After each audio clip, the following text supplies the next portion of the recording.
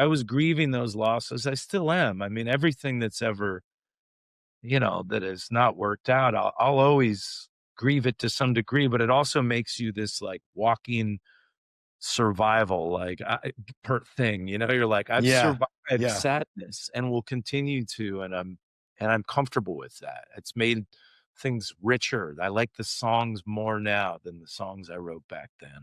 Mm.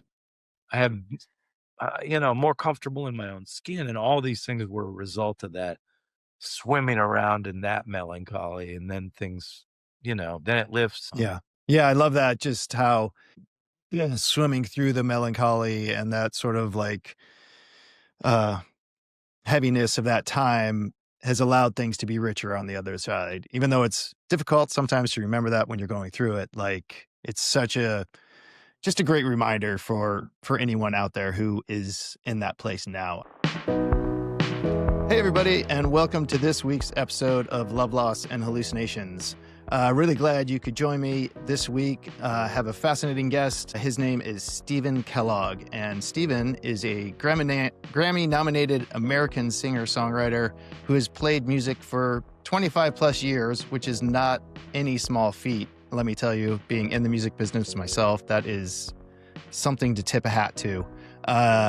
He's released 18 albums, played in 23 countries, has a TEDx talk, and is closing in on playing 3,000 shows. He also just dropped a 1-hour comedy special on Amazon Prime called Maybe This Will Work.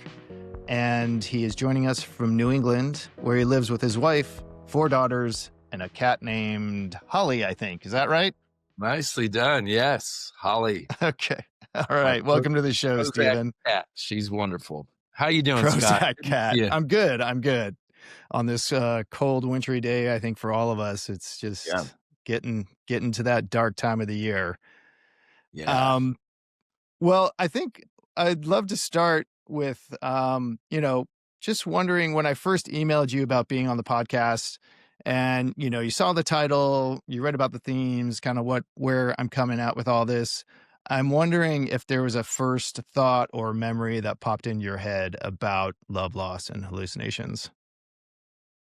Well, I like the title a lot, and I feel like love and loss are right up my alley. Mm, Hallucinations is something I probably think about less, but because I have followed you for a while now, I've always been really intrigued and hmm. sort of interested in learning more about you appear to have a lot of wisdom in that department, and I think it's been on my mind a lot. So I was just excited to get in here and learn a little bit and have a chat and see where it Oh, goes. excellent. Well, yeah, I would hopefully we'll have an opportunity for me to share some of that wisdom with you in person at some point here. Maybe take you on a little guided journey, and then we can talk about that afterwards. Well, so as a little bit of a control freak, and I say that as a lot of a bit of a control freak. I like to loosen I like space, Mm, but I am also highly controlled. Even if I've had a lot to drink or something, I'm pretty focused on mhm. keeping my hand on the wheel, and that is Yeah. definitely what scares me about some of the harder core hallucination things I've heard about, ayahuasca. You've done all that stuff. Have you done them all? Like all the I haven't done them all. I've done a fair amount. Yes, I've not done like iboga, um, or ibogaine, but I think as far as the control thing, like everyone has that, and there is like I still, I've definitely done multiple plant medicine journeys of using different medicines. And every time, like, there's this part of me is like, why are you doing this? Don't do this. You don't want to do this. That's crazy. Why do you want to yeah, like change anything? And it's really, yeah, the control thing is real. And I think we all have it to some effect. And once you commit to it, doing a journey, like and finding your intention, that helps. Mhm. Having something you really want to explore helps.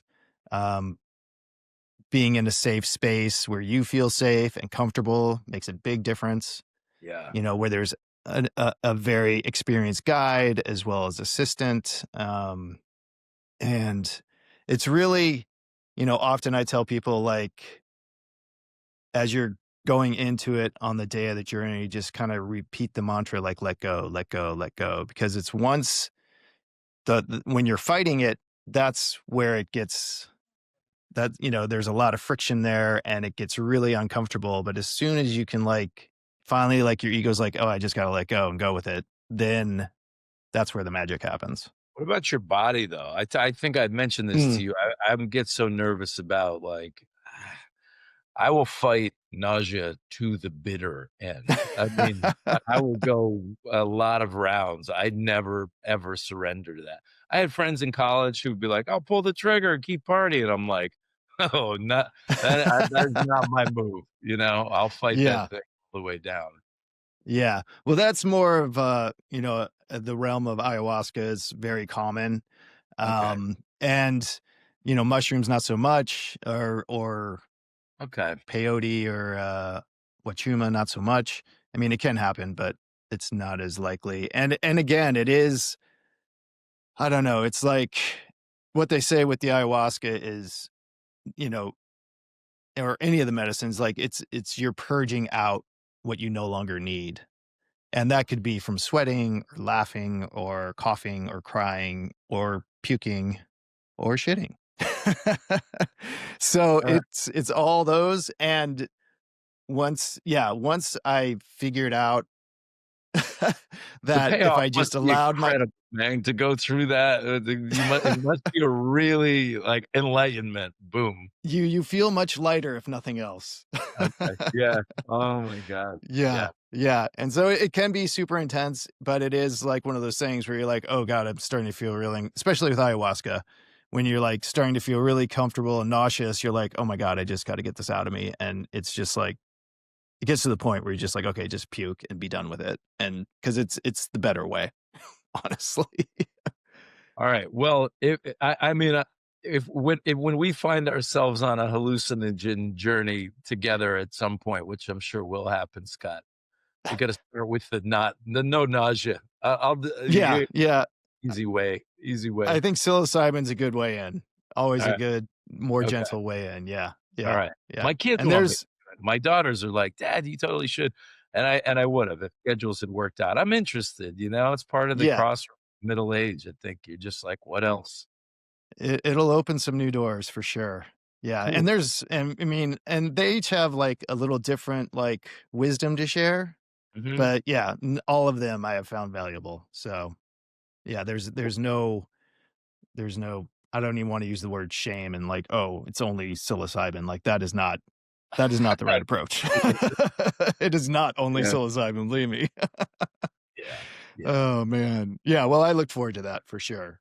Me too. Um, well, but I'm you know from sharing kind of our stories, and I'm sure, you've talked about this quite a bit, and I'm sure your fans know about it, but, just wanting to, also get into, like, around the love theme, and, you and your wife have quite the love story. It was, and I'll let you tell it from your perspective of kind of the start, and then, we don't have to get too deep into that whole part of it, but I have some follow-up once you kinda Cool. lay out where it all began. Well, uh, we met in high school. We met young. We met at a dance. My wife had gone to very small all-girl school. I think I joke, but I do feel that it's true that probably had she known how many alternatives there were, I don't know. I don't know if I just was kind of like nothing to see over here. I'm your guy. You found me. I just, I did have a very cosmic reaction to seeing her in that she felt extremely familiar to me the second I saw her. I felt Mm, this is who I've been looking for. Um, and I still feel that way. I still see her across a room and go, "Whoa," and then I remember who she is. And, and we stayed together, through college, and it's very hard as we all know to kinda grow and not shut each other down, and as I was Mhm. an artist, I had to really figure out what my own journey and needs were gonna look like and then articulate them, and then for her, she's such a laid back, easygoing person, but, I think the intensity of my personality and trying to, being a bit on the jealous side is kind of embarrassing to consider me in college, just like, "You went to a party, what'd you wear?" I mean, it's the worst, Oy. but that's and for her, it was kinda like, "Hey, I wanna have fun, and this has to be fun if we're gonna do it." We both had to grow within a framework, and you still feel some of, I sometimes still feel just like her high school boyfriend. It's really strange to suddenly be, we're both 49, we're both, about to turn 50 years old, and you still feel like I still just see her and she sees me and we're these kids. Mm. Um, but yeah. Yeah, well, I'm wondering on those lines, like, when you were a kid, and it sounds like love at first sight for you, Mm. and, mhm. And, I'm wondering, like, what did you think love was then, and what have you learned about it since? Like, what is it now to you? Very cool question. And I wanna say it was for me love at first sight, but we had a very funny moment when we were having at a, dinner with some other couples, and they said we were all sharing our stories, and, "When did you know that this was the one and you loved?" And I said what I just said to you. I knew the second I saw her.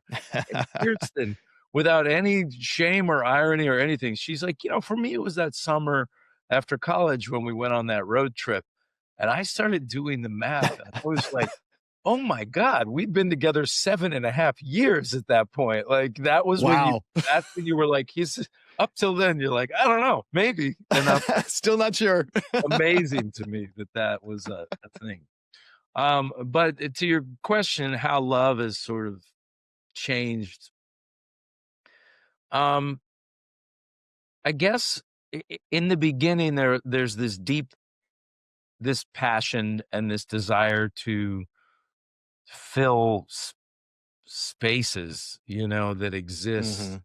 I think that we all long for love, and the more love we have in our life, generally speaking, the more fulfilled we'll feel, and the less we have, the less fulfilled we'll feel. An oversimplification, I'm sure it's not some vetted theory, just kind of a general suspicion of mine, right? So when you first when we got together, I think I felt, wow, finally this longing is Mm. eases a little bit. I'm with somebody who I am never want to stop talking to, deeply attracted to, this is great. But then you realize, wow, I still feel angst and broken. I mean, there's a lot. It just doesn't fix everything at all. Um, and what's been great along the way is at some point, I think it occurred to me, wow, we really live alone. Everybody lives alone. We live Mm. and die alone. Um, and we are sharing space. The people that you share space with will have a huge impact on the way your life feels. And so love stopped being about, you know, you complete me and that stuff. Mm. It became more of, okay, I am sharing space with someone who is magical, and my whole journey is better because I'm walking alongside them, but they are doing their own thing and I'm doing my own thing. And so when you love somebody, then and what this is, it's like I accept all these things. I don't try to change Kirsten as much anymore. Mhm. And I don't Mm. think and she, I would say, on the flip side, is less interested in trying to alter me because we realize we're just these independent things. We're not really becoming one thing. You know, we are walking alongside each other, very much like arm in arm, but, you know, And that shifted for me because it's less like, "I need you to do this so that I can be okay," you know? Right. Right. Yeah. Yeah, Yeah. It's not, yeah. I feel like what you're saying is, that first initial love, you're like, oh my God, you're going to complete me. It's that whole, fallacy our culture has that you're going to complete me. I'm going to be whole. And my life is just going to be pixies and fairy dust from here on out. And then, as you said, you realize, oh shit, like, oh, the hole's still there, and yeah. I can't expect you to fix it for me. Like I have to find that within myself. Yeah, and the box isn't checked, you know? I mean, I have had plenty of friends, who are busy and think, "Okay, well, you meet somebody." I mean, who treat it like it's part of the to-do list. Like, "Okay, yeah, Mm, this is fine," you know? And for many years, I think that I thought professional success was really the point of a life, and that the love was something that's like, "Oh, well, mm, I figured that, yeah, I have a great partner that I'm sharing life with, but really I'm trying to focus on making it in music or doing this and doing that." And at some point along the way, that did flip, probably in my late 30s, I was like, "Oh, the best thing that could happen is that you have somebody to ride through the storm with." That's the best thing that could happen. The professional successes or failure or whatever is gonna be incidental compared to that one relationship or, speaking in general, terms. But if you can find somebody to share your life with, who makes your life feel better because you're around them. I mean, I don't know. I'm just when I'm talking to young musicians now, I want to impart that as much because it takes mm. pressure off this need to just be the best at everything. I mean, it's so much pressure, and Yeah, you're yeah. probably not going to be the best. Highly unlikely. So you And know, even the best don't think they're the best. So, it's unless you Tom but Brady. Tom Brady knows he's the best football he's like, "I'm the best quarterback," but I wouldn't wanna trade places with him, and I sort of resent that everybody's like thinks that's how it has to be, like, "Don't even yeah. try for the NFL unless you're gonna be Tom Brady," you know? Yeah. Well, and it sounds like as far as like having a partner, having someone to walk through life with, and you mentioned this in your book, Objects in the Mirror, which I have a copy of right here. Look at that, very dog-eared. Yeah, Look at thank that. But thank thank um, that it's almost it's I mean, I don't want to this sounds funny, but like best friends with benefits, basically. Mhm. But, it's someone who's there. You're gonna support each other through the thick and thin. You're gonna allow each other to grow and evolve. You're not gonna hold each other to, like, these strict boxes of when you were, whatever you were, 16, 17 when you met Yeah, each other, right? yeah, yeah, you can't, that was a this I think when I probably when our relationship was the most threatened, kind of late college, just like, "Right, is this gonna make it?" You know, I realized when I'm with my best friends who are not my girlfriend, and they say, "Hey, I went and did this. I had a great time." You're like, "That's awesome." You just root for them. "I'm thinking I Yeah. might wanna move to France." "Really? Cool." You're just rooting for them. And yet when we get in relationships, sometimes we think we gotta just, like, we start shutting things down, and that's man, but there's not you're not being taught this unless you have, highly emotionally intelligent parents or someone in your life Mhm. modeling it. You're not being taught this, and yet and it is, you need to, like, you gotta give each other that space and root for each other in all things, and, being in bands, the amount of bandmates who would call home and, "Oh, yeah, I'm tired, I miss you, babe." They don't want their person at home to feel bad, and I don't doubt that that's all true, that they do miss, but are they also telling them, "We crushed it tonight in Cleveland, and Mm. people were crying in the front row because they were," or singing along or whatever, you gotta share the wins, the losses. This is you're picking a best friend, and yes, it is really sex is the best, and if you can have that be part of the whole picture, like, you won the lottery, you know? You won the lottery, yes. I have a feeling that to be, to toot our own horns, I feel like we both may have done that. So, I'm I think super so. deeply grateful for that, I gotta say.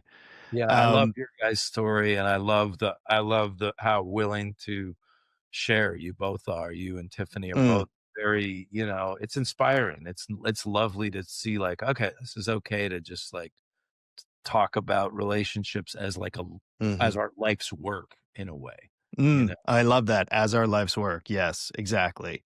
And looping back to what you said, something you said a little earlier about, um, I guess it was when you saw her, there was something familiar about Kirsten, Mm. your wife, and, you had the love at first sight. She waited a couple years, and for us, it was Oh, kind of 9, the whatever. Who's counting? Exactly. For us, it was kind of the opposite. Tiffany had love at first sight. Like when I walked into this room that I wasn't even supposed to be in, and she's had a voice in her head saying, "I'm going to marry that guy someday," and she was not even thinking about wanting to get married at that point. But, How around that familiar idea, there's psychologists might say, "Oh, well, there's something in her that reminded you of some wound you needed healed from your parent," or something like that, which, I know has validity to it. But, um, I'm just wondering if you feel like there was anything less, I don't know, more soul oriented around that familiarity. And I say that because, like, Tiffany will now say, because as science is proving time isn't linear, time is in a circle and all of that. And even though it sounds a little woo woo, you can look it up. It's, that's what science is finding. And so Tiffany's like, that voice was my future self saying, this is the guy you need to marry to like get through your shit in life. wow, that's interesting. Yeah. That's really interesting, and I'm trying,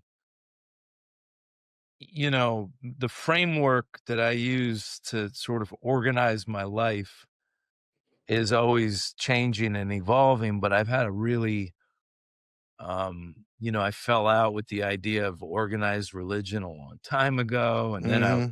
sort of just like, I guess I'm an atheist, and then and then these things happen like a deja vu or this sense of, "Oh, there you are," and you're like, "What is this exactly?" Or, I'll have a reading or there's clearly just, like, things going on that I'm not comprehending. So the idea Hmm. of circular time is something I'd love to learn more about and, and I harbor this hope, you know that if this is just if we're just sort of on a physical manifestation, if we're not just animals who live and then die, and that's the dark, that's not what it is, there would be nothing to be afraid of, Hmm. because you wouldn't need to control that. I mean, if I would love to believe the idea of heaven is so comforting, and I can see why people need it so badly. I Yeah. just I can't wrap my head around that concept, so I don't go to that place, but I would love to because then you wouldn't have to worry, you wouldn't, the you'd still be with the the energy, of my daughters and my wife and the people who I plan to chase through time and space if that's a There you possibility, go. you know? Right, So, right.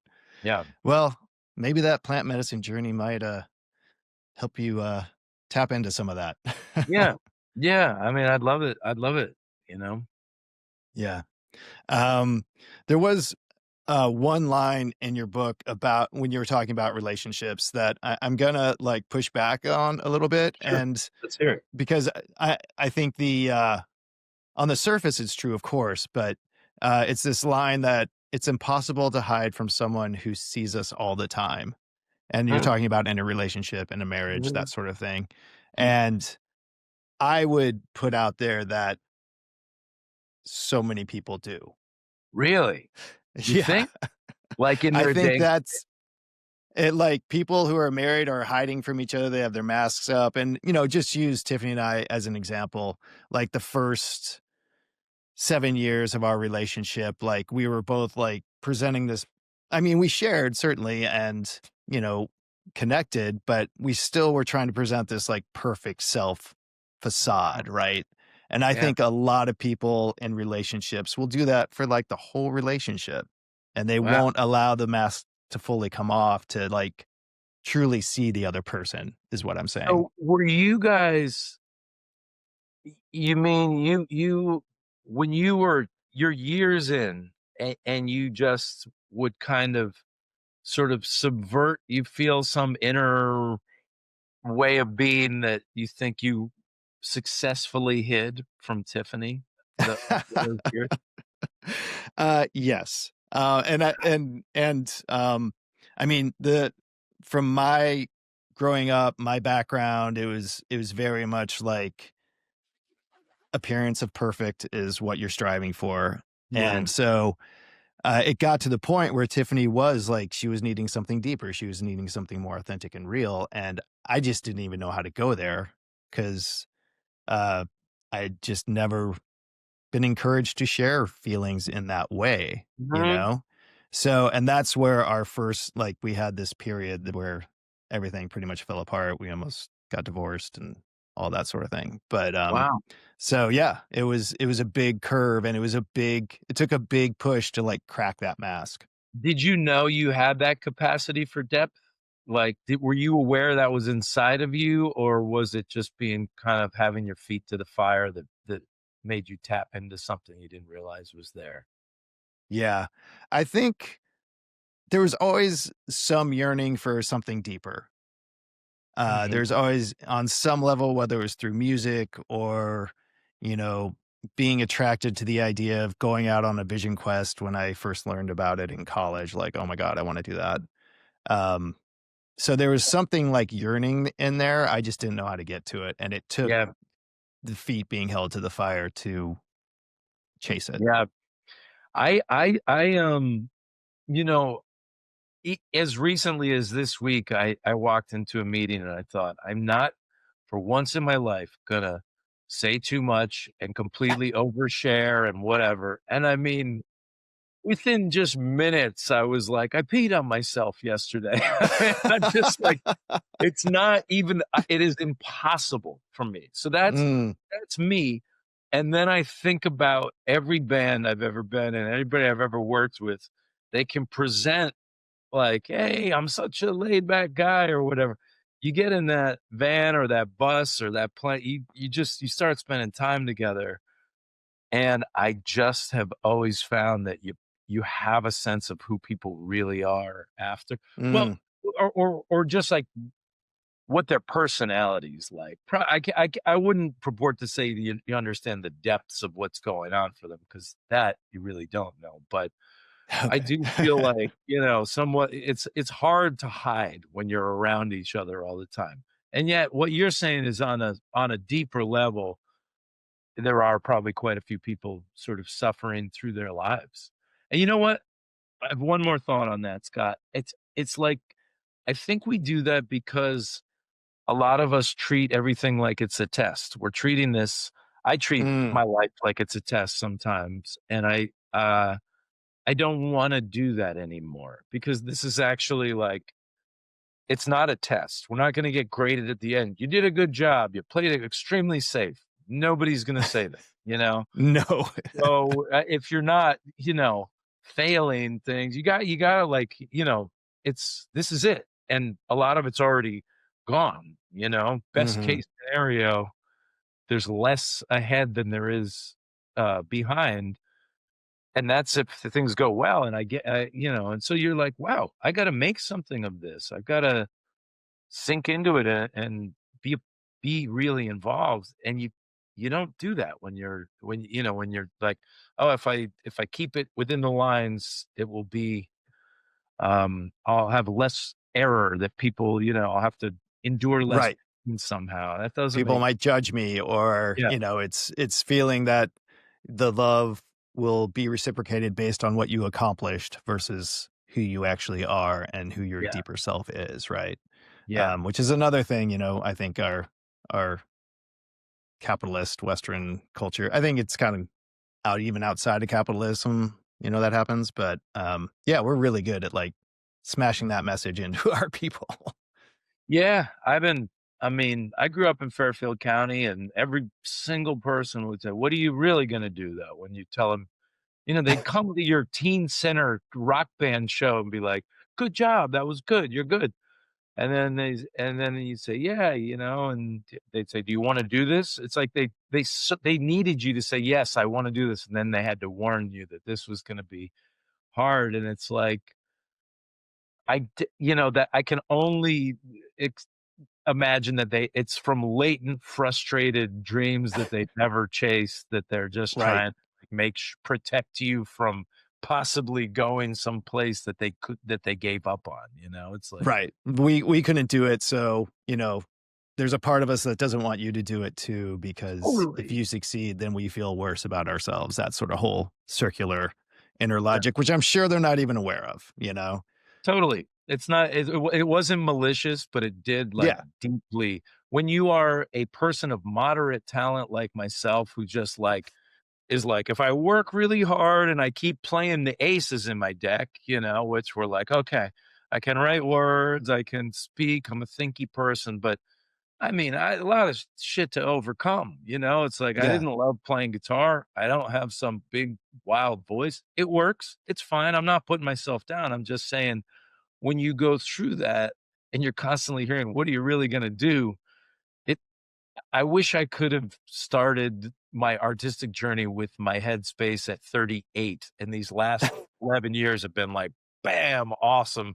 Everything before that, I was just deeply entrenched in imposter syndrome. Wow. So I wanna know, like, how did you push through that when all these people are like, "But what are you really gonna do?" And then I also wanna know, like, what was the moment 11 years ago where things just shifted for you? Where they changed. And so, um, in those early years, the fact of the matter is, without even realizing it, I just kept making choices that moved me in the direction that I wanted to Mm, go. Someone would offer me a gig that was a good gig that paid $50 500 miles away, and you play 20 minutes, but it was opening for somebody, and I would say yes. And my mom would say, "It's your brother-in-law's wedding. Are you, your stepbrother's wedding?" I'm like, "I don't care. I got to do this." I just was so driven to do these things, and mm, remember being asked, does that make any sense?" None of it made sense, but I did that, and then suddenly I'd met some band people, and then I had a manager, and then I got a record deal, and then fans started coming out, and I still thought the bottom was gonna drop out every single night, and around the time when it actually did drop out and the band quit and the, like, last of the 10-year run of being on different labels kind of dried up, I was actually like, "Shit, it's working, like, this kinda work?" People come to the shows now, and I could put out an album on my own if I was so inclined, and I think I just stopped feeling needing to be liked so much and needing mm, validated so much because you go, "Well, most people aren't, the absolute, they're not the Beatles of their industry either." right. So, I just started viewing the work as my job. This is just a job. It's a job I like. It's a job that's deeply connected to my emotional core, but it is Mm, just a job. So maybe I don't need to get so much out of it. I don't need to be part of history. I could be part of the people who enjoy my music's history, but I may not be part of the Smithsonian or the Rock and Roll Hall of Fame's history. And I just got peaceful with that. It's like, mm, you come to my show, you're judging me. I'm looking out at you and judging you too. Or is this a good audience member? Are they laughing? Do they seem into it? Like and that was just such a relief, because the mm, worst had happened. I had been dropped. My band had quit. My manager left. My agent, moved on. It was like a lot of that stuff was happening and I was fine. It didn't, the world kept spinning and neat new opportunities started coming up and you rebuild certain parts and other things fall away forever and that's okay too. And so the more I get to that, and now I'm hoping I'm at another place with 50 with where we can shed some more weight because it's mm. this feels this 50's hitting harder than 40 was a thrilling. I was like, this is great. I am 40s are now. great. I had great 40s. Yeah. Well, you look like you had you know, you've got that young appearance that we're all striving for as we come through middle age. So whatever you're doing is working for you, Scott. Um, well, you bring up that period where, you lost the band, you lost the manager, you lost the label, it all kinda, like, fell apart, and, you said but you were fine with it because other things opened. Was there a moment where, because that's a lot of loss, like, boom, boom, boom, Hmm. in a shift in life, uh, was there a moment where you, like, really were just in darkness with it or needed to really grieve it, or did it just sort of shift and kinda open up again in a good way? It was a deep melancholy. I carry around melancholy and I enjoy it. It's like a lot of the Mm, art, it's a wellspring from which most of my artistic expression comes from. And that period was rich with it. So, in a way, you know, I mean, there's a lot of layers to what this all means, but I mean, some of it is the feeling you feel like you were abandoned, yeah. everybody left me. And then you're out chopping wood in the backyard and feeling kind of like, in some ways, like heroic. I don't know. I'm riffing on this. This isn't like Yeah, a yeah, yeah. answer I have together because it's an interesting question that I've never been asked. But I think in that moment, you go, okay, I worked hard. I loved hard. Um, this is over. That makes me sad, but I'm gonna like write songs about that. And I got a lot of songs that came with it. And okay, what can I do that I've never done? Go to Europe. Couldn't bring the band to Europe. We could have never afforded it. So suddenly I Mm, was got to tour in Europe. And right around that time, Gregory Alan Isaacoff, who I was unfamiliar with at the time, but wonderful musician, invited me to come tour Europe with him. I didn't know him, and we just traveled together for a month in Europe doing shows. He was just starting to grow, and here was this extremely wonderful songwriter who I instantly looked up to for the quality of his art. Um, mhm. and he was sort of validating me in this moment. It was just like we were just two guys with the blues touring Europe together. And you go, um, actually, that's the tour poster. That little moon back there Oh. is our tour poster from that. Because I keep those in the room to just remind me of those transitional Mhm. moments we came out okay. I mean, we had a lot of laughs, and then you're like, you kind of just I didn't need to fight it. I guess I was grieving those losses. I still am. I mean, everything that's ever, that has not worked out, I'll always grieve it to some degree, but it also makes you this like walking survival, like per thing, you're like, I've Yeah. survived Yeah. sadness and will continue to, and I'm comfortable with that. It's made things richer. I like the songs more now than the songs I wrote back then. Mm. I have, more comfortable in my own skin, and all these things were a result of that swimming around in that melancholy, and then things, then it lifts, and that's okay too, Yeah. Yeah, I love that, just how, you know, yeah, swimming through the melancholy and that sort of, like, uh, heaviness of that time has allowed things to be richer on the other side. Even though it's difficult sometimes to remember that when you're going through it, like, it's such a just a great reminder for anyone out there who is in that place now, I think. Yeah, and it's different than, like, my friends who struggle with depression. That is Yeah. so much that's a darkness that's feels more, there's apathy there and a hopelessness there, and that never really has been part of my w world, but that looks scary to me, and that's, like, Yeah. when you gotta really, like, get on that, but the melancholy and just the being sad, and I think my kids sorta some of them have this disposition too, and I've tried to offer them the perspective that it's okay and maybe just make your peace with it and be at ease.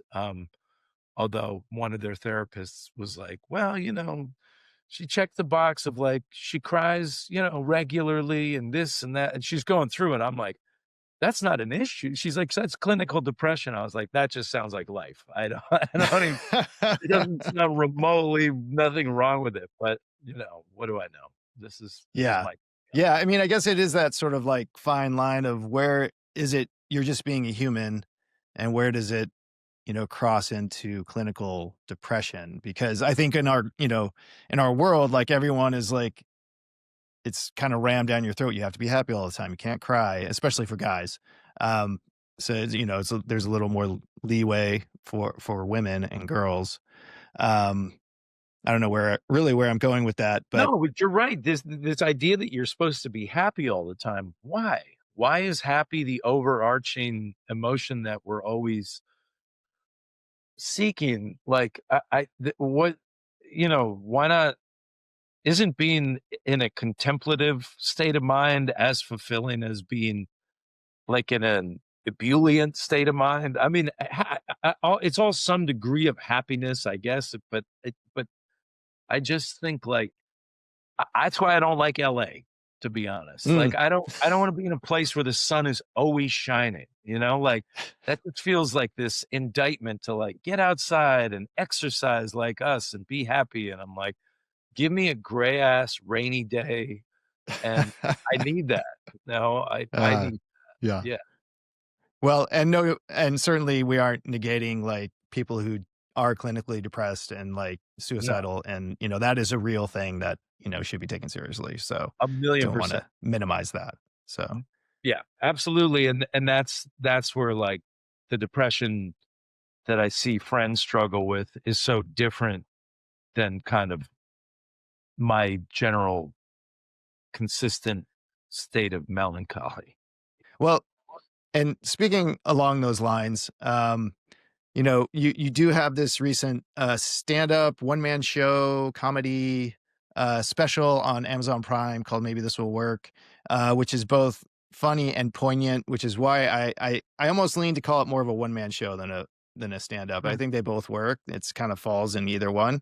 Um, but, you get into some loss there and, some hard times that you've had, including, like, when you felt like you sorta lost your integrity around recording one song that ended up sounding just like Simon& and Garfunkel, and people mm, can see the special or read your book to find out more yeah. about that. When you went through that, or when you have in your life and sort of lost your way, lost integrity, lost touch with, Mhm. say, your soul, like, what have you done or what did you do to, like, kinda get back on track? Sure. Cool question. And it's good. I the hardest moments are probably, you know, moments where you feel embarrassed by decisions you've made. You've Mm, something up and it's embarrassing. Sometimes as a leader of a band, I would lose my cool, and you just wake up the next morning embarrassed and you're like, you got to clean it up, you know. yeah. But that's the big thing. I'm a big advocate of you clean it up, you go, hey, I didn't handle that the way that I should have handled it. If an apology is in order, you apologize. Something baby boomers are not so familiar with, but that it's okay to apologize for things, guys. My dad ran over my basketball hoop this week, broke it, backed into it. And instead of saying sorry about that, he goes, "Who the hell put that there?" I was like, "Dad, you just fucking ruined my basketball hoop." Like, anyway, Uh, I digress. But so that's a powerful lesson and one I hope that my kids pick up. It's like Mhm. it's impossible to do this perfectly, and all that same passion that drives the songs and the creativity and stuff, like, it sometimes just comes out it's clunky. I have to put my foot in my mouth. In the case that you mentioned, that I talked about in my TED Talk of where I was working with a label, and we put out a song that ended up it was supposed to be like a tip of the hat. It was a ripoff, and you're kind of wading through these processes that are popular, that a lot of people use, you know, and I don't wanna name a bunch of examples, but they're everywhere of just people Mhm. taking other people's melodies or other people's things and kind of doing it as a tribute. Call it whatever you want.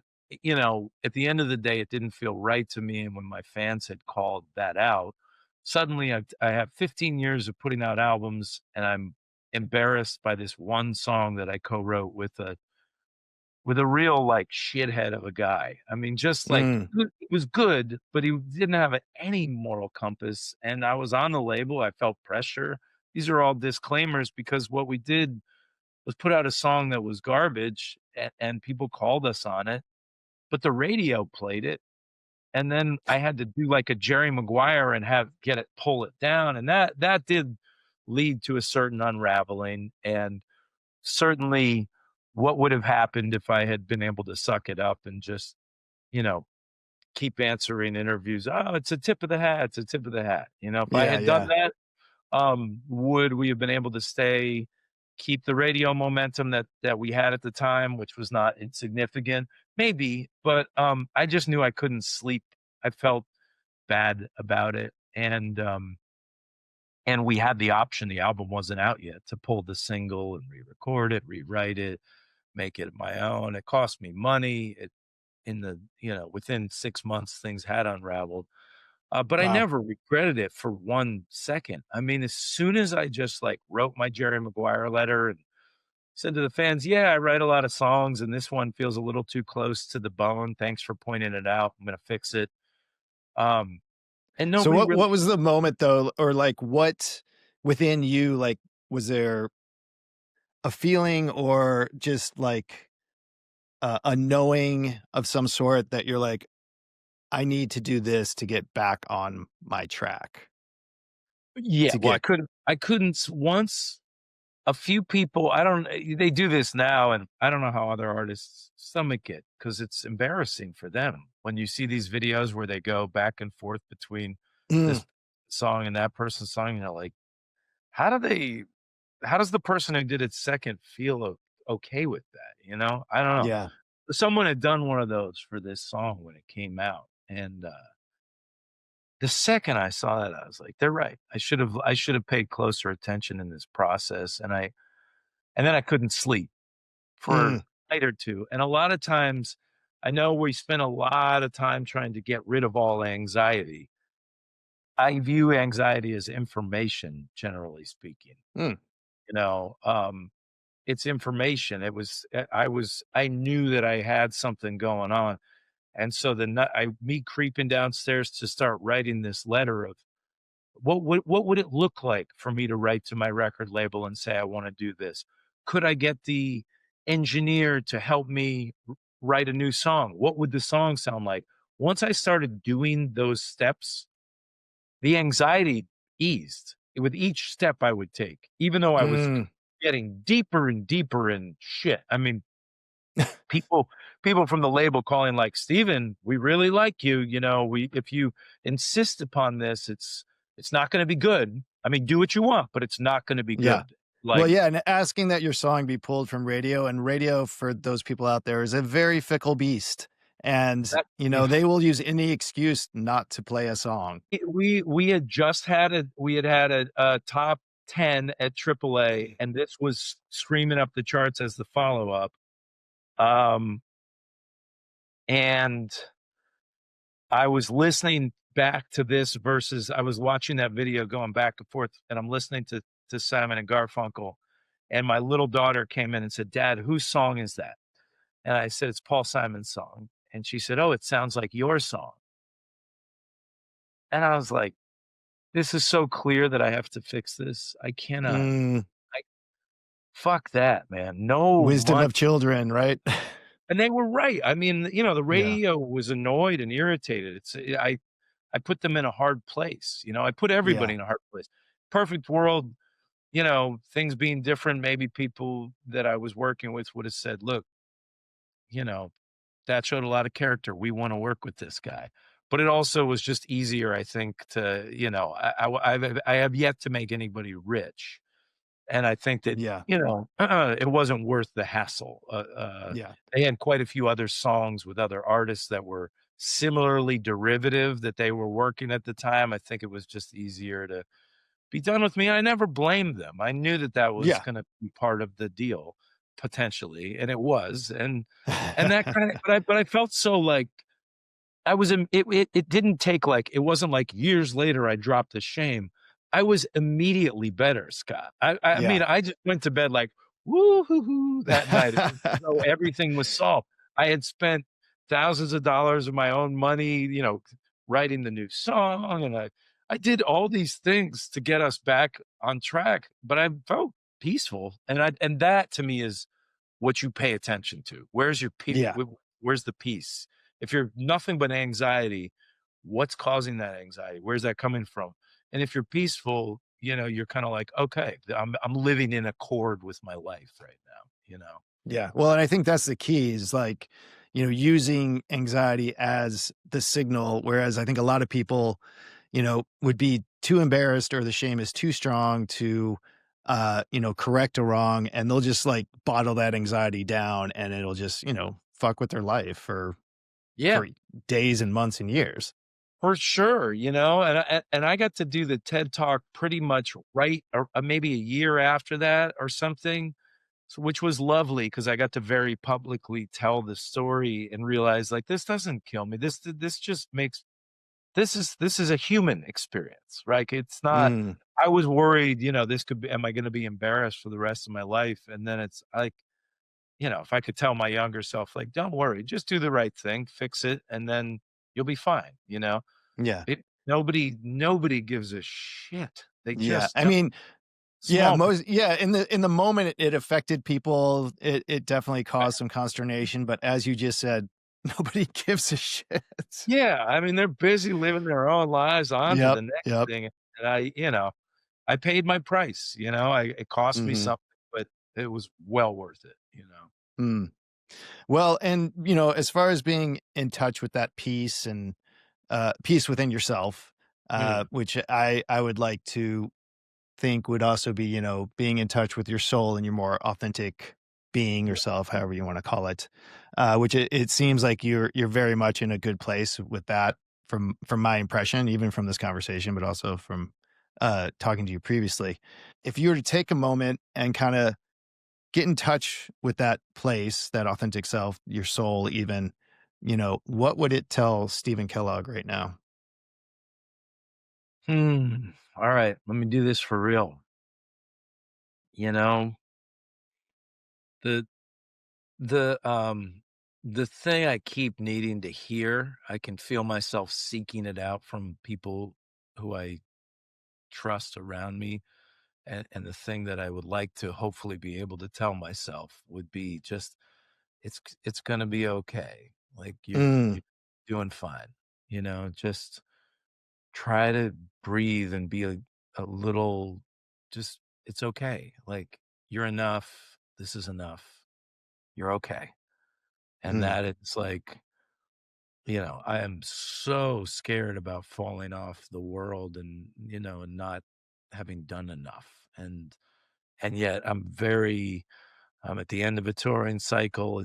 I just did a lot of output and I'm feeling like I really need to rest and I feel guilty about it. And I'm like, mm, are we going to be okay?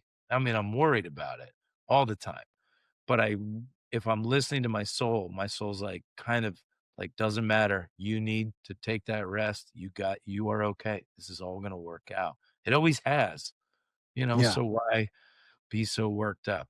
And so that's kind mm, of the message I'm like hoping to get, looking for it in the world, trying to tell myself, trying to believe it on the days where I can tell myself that.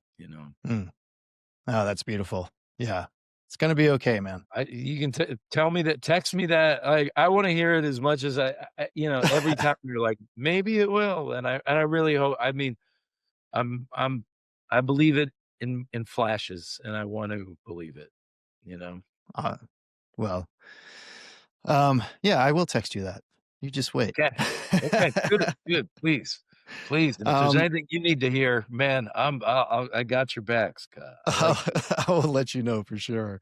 Well, in the final couple minutes here, just have 3, sort of rapid response questions, Okay. to close things out. So something we haven't, thinking of something we haven't yet touched on, what have you learned from a dream or from a mistake of how you thought something might play out or an actual hallucination, however that might have been induced? Mm.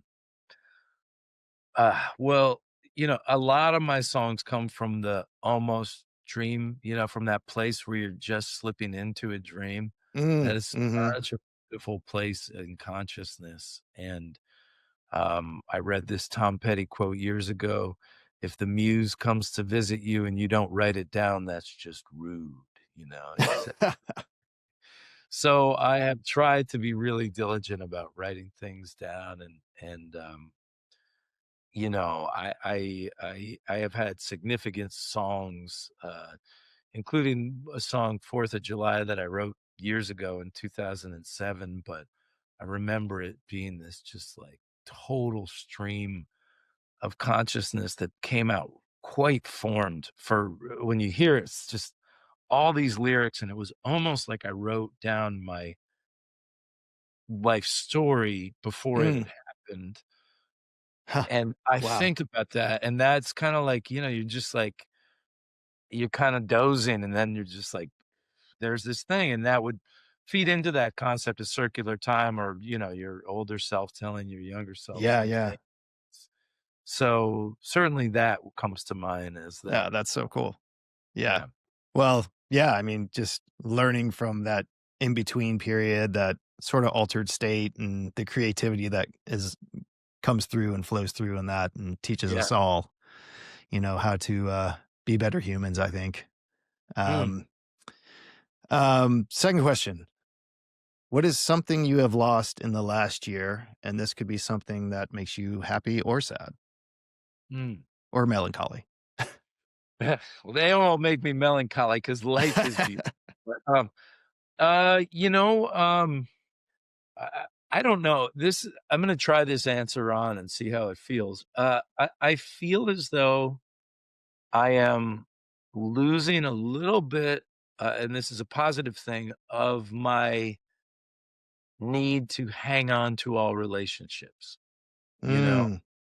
Every relationship that didn't work, I've viewed as a failure of my ability to convey my love or willingness to work on it or whatever, or my penance if I did something wrong.